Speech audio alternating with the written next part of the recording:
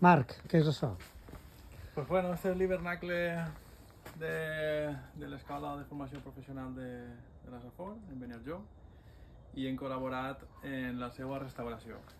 Hem instal·lat un nou plàstic, una nova tela perquè no isca la brossa i hem reforçat els baixos per a poder desenvolupar així la investigació mediambiental del 2024. I quina és? Quina és la investigació? És una investigació sobre el comportament de les arrels de dues espècies que seleccionarem.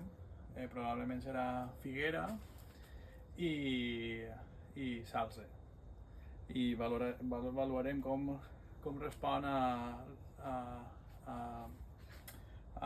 tractaments en les arrels per a després poder valorar si es pot utilitzar com a element estructural en construcció vegetal.